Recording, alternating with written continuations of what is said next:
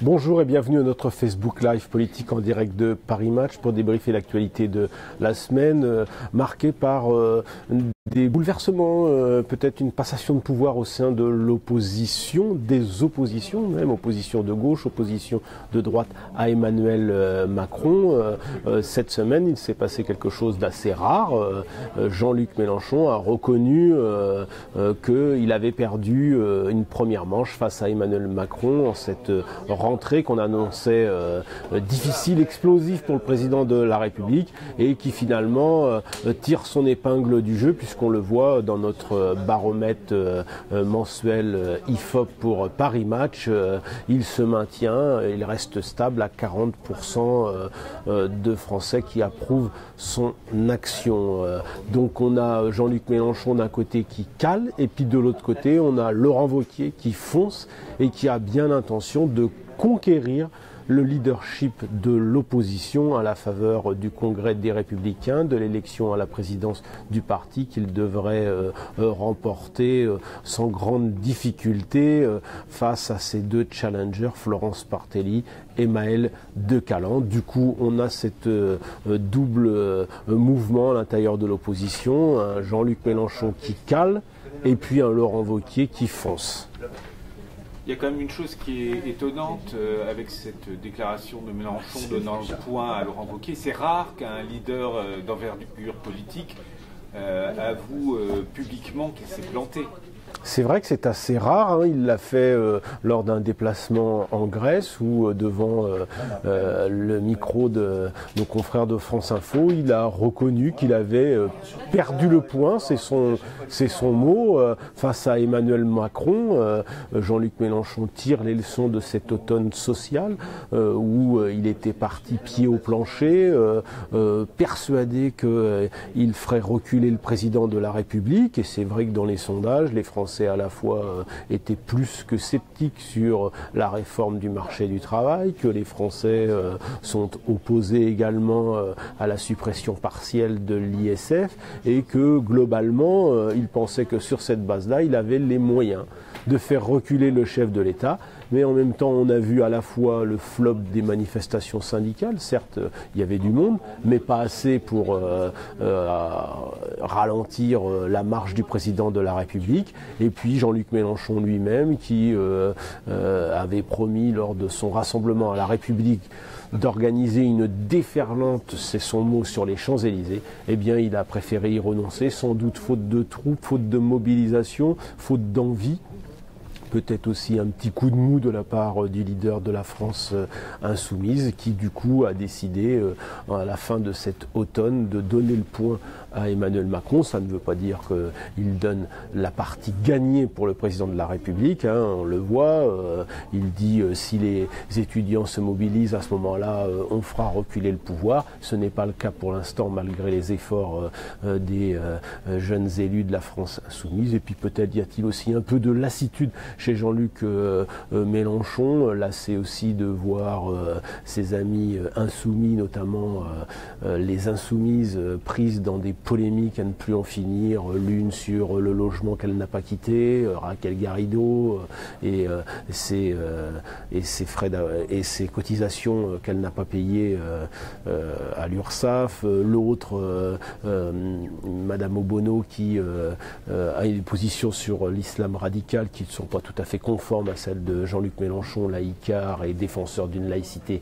stricte, autant d'indignités qui n'ont pas toujours plu à Jean-Luc Mélenchon, qui les soutient qu'à un quart. Mais on sent de la lassitude chez le leader de la France insoumise.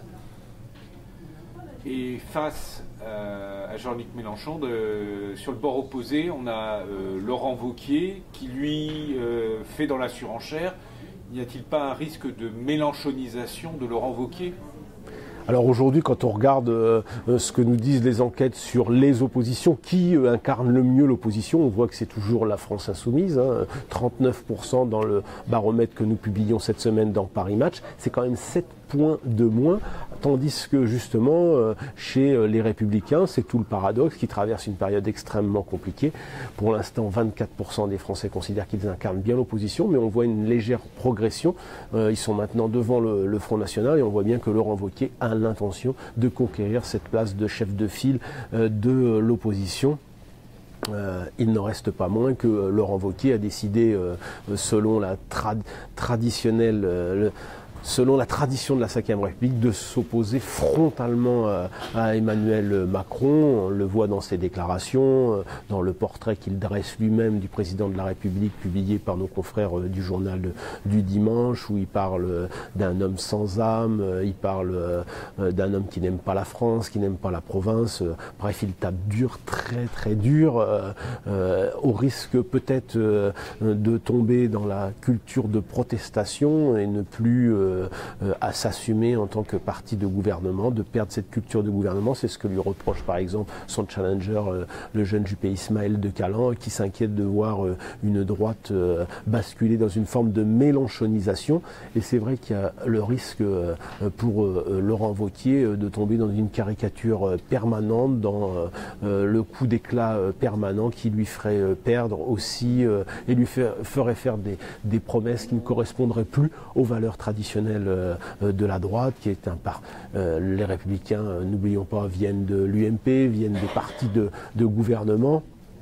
Et il y a un risque pour Laurent Wauquiez de s'éloigner de cette culture de gouvernement, à vouloir trop s'opposer au centriste Emmanuel Macron, qui, il est vrai, a rassemblé à la fois une partie de la gauche modérée, de cette bourgeoisie de gauche, les fameux bobos, mais en même temps aussi une partie de la droite modérée, la bourgeoisie de droite, cette droite juppéiste, européenne, ouverte, qui aujourd'hui est en train de passer avec armes et bagages chez Laurent Wauquiez, a fortiori après les exclusions cette semaine des élus constructifs, Franck Riester, Thierry Solère, mais aussi des ministres, ce qui pour le coup est un peu plus logique, qui ont suivi Emmanuel Macron. On pense évidemment au premier d'entre eux, Édouard Philippe, mais aussi à Gérald Darmanin, Sébastien Lecornu, Bruno Le Maire ayant fait un choix beaucoup plus clair et beaucoup plus peut-être cohérent de marcher avec Emmanuel Macron dans la République en marche, ce que ne font pas pour l'instant les autres. En tous les cas pour Laurent Wauquiez,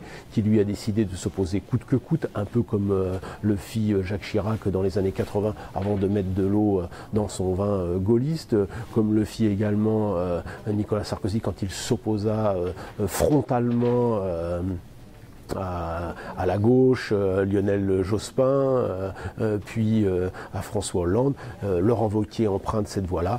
La différence, c'est que au pouvoir, ce n'est plus la gauche classique, c'est un mélange de gauche et de droite, un en même temps d'Emmanuel Macron, qui est une sacrée épine dans le pied des Républicains et qui le sera aussi pour Laurent Wauquiez.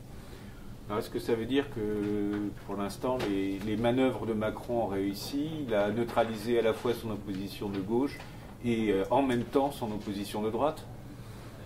La décomposition du paysage politique est évidemment à l'œuvre depuis la présidentielle. Emmanuel Macron a parfaitement réussi son coup, explosé presque totalement le PS, qui est aujourd'hui sans élu, sans le sou, qui est contraint de vendre son plan social, contraint de vendre son siège social et de licencier les 2/3 de ses permanents. On le voit, c'est un parti sans leader, sans relève, et ce sera sans doute très difficile pour eux de fabriquer un leader d'ici 2022.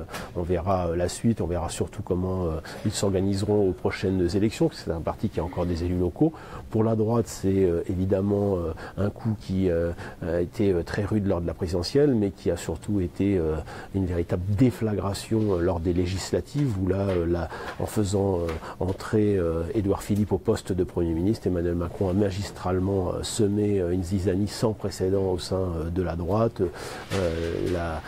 Les Républicains ont perdu la moitié de leur plus de la moitié de leurs députés. Ils ont relevé la tête avec les sénatoriales, mais on voit une hémorragie au niveau des élus locaux, modérés, qui rejoignent La République En Marche ou quittent le parti. On verra le nombre d'élus lors des élections à la présidence des Républicains, le nombre de votants plus exactement. Ils sont aujourd'hui 230 000, ils seront sans doute moins de 100 000 à voter lors de cette élection. Donc c'est un parti qui ne va pas bien, mais en même temps Laurent Wauquiez a bien compris qu'il pouvait incarner une forme d'opposition. Emmanuel Macron sait très bien, au-delà des gesticulations de la France insoumise, de la difficulté du PS à se relever et du trou dans lequel est tombée Marine Le Pen, que la vraie opposition c'est probablement Laurent Wauquiez. Ce sera le plus coriace, celui qui a le moins à perdre. Au fond, Marine Le Pen et Jean-Luc Mélenchon se sont déjà présentés 2 fois à la présidentielle. La passe de 3, ça sera sans doute difficile pour l'un et pour l'autre, pour des raisons différentes. Quant à Laurent Wauquiez, ne s'est jamais présenté. Il va essayer de mettre le parti en ordre de bataille derrière lui. C'est tout son challenge. Rassembler encore, garder tout le monde dans le parti sans le casser. C'est la difficulté de Laurent Wauquiez, son challenge. Faire une droite qui s'assume sans perdre tous les centristes qui pourraient filer chez Emmanuel Macron. Merci Bruno Jeudi.